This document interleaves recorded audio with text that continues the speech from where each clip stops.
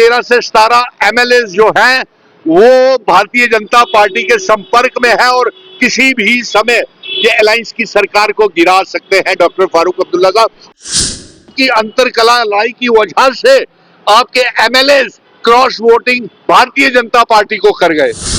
इस बात को लेकर के मैं इस तरीके से कहूंगा कि डॉक्टर फारूक अब्दुल्ला साहब, चीफ मिनिस्टर उमर अब्दुल्ला साहब और मेंबर पार्लियामेंट आगा राहुल्ला और साथ में मेंबर पार्लियामेंट मियां अल्ताफ साहब,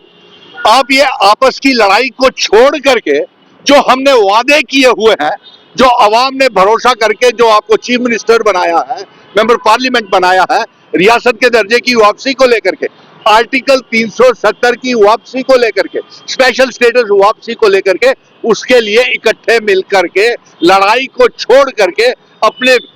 जो चुनावी वादे हैं उन्हें पूरा करने के लिए इकट्ठे हो जाए। क्योंकि हमने जो ये वादे किए थे लोगों से पार्लियामेंट के चुनावों में और असेंबली के चुनावों में और इलेक्शन मैनिफेस्टो में, हमने ये वादा कहा था कि रियासत का दर्जा आर्टिकल 370 एक लाख नौकरियां हर साल बच्चों को दी जाएंगी, 200 यूनिट बिजली फ्री, 12 गैस के सिलेंडर और इसके साथ डबल राशन और भी बहुत से वादे किए थे, लेकिन हम उस तरफ जा नहीं रहे हैं। आपस की लड़ाई की वजह से, आपको ये बता दें, आपकी लड़ाई की वजह से, आगा राहुल्ला और उमर अब्दुल्ला की लड़ाई की वजह से डॉक्टर फारूक अब्दुल्ला साहब, आप बडगाम और नगरोटा की सीट हार गए। नंबर 2, आपकी अंतरकला लड़ाई की वजह से आपके MLA cross voting Bharatiya Janata party को कर गए। और यही नहीं, आने वाले दिनों में 13 से 17 एमएलए, ये मैं आपको एक ब्रेकिंग न्यूज दे रहा हूं, आने वाले दिनों में 13 से 17 एमएलए जो हैं वो भारतीय जनता पार्टी के संपर्क में है और किसी भी समय ये अलायंस की सरकार को गिरा सकते हैं। डॉक्टर फारूक अब्दुल्ला साहब, आपको इसलिए कह रहा हूं, आप एक सीनियर नेता हैं और आपके साथ मिशन स्टेटहुड और मिशन स्टेटहुड के साथ आप पहले दिन 5 अगस्त 2019 के बाद हम इकट्ठे लड़े। अब इससे एक बहुत बड़ी बात और भी बता दो, कांग्रेस जो कल तक कहती थी कि एब्रोगेशन ऑफ आर्टिकल 370 घिसते घिसते घिसा देंगे, वो आज बड़ा मजाक सा बना कि कांग्रेस ने ये बोला कि एब्रोगेशन ऑफ आर्टिकल 370 के बाद कोई फायदा जम्मू कश्मीर को नहीं हुआ। तो मैं ये पूछना चाहता हूं कांग्रेस से कि आपने आर्टिकल 370 की वापसी के लिए कौन सी कोशिश की, नंबर 1। नंबर 2, आप ही के समय जो जम्मू कश्मीर जो मुल्क था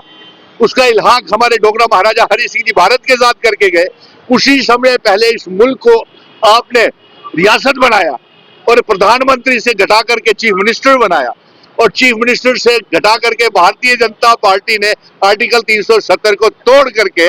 हमें यूनियन टेरिटरी बना दिया और उसके बाद 370 को एब्रोगेट कर दिया। और आप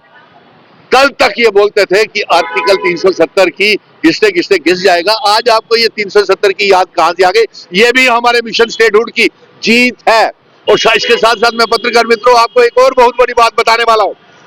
1 दिसंबर को पार्लियामेंट का सेशन लग रहा है और उस पार्लियामेंट के सेशन में एक बहुत अहम बिल जम्मू कश्मीर को लेकर के आ रहा है और ये सुनने में आ रहा है, हमारी ये मांग है कि जो रियासत के दर्जे की मांग है उसको लेकर के ये बिल पार्लियामेंट में आना चाहिए। और अगर ये बिल नहीं आता है और ये जो बिल पार्लियामेंट में आ रहा है, हमें अंदेशा है कि कहीं ये वो बिल ना ला रहे हो कि 30 दिन तक कोई भी मेंबर पार्लियामेंट, एमएलए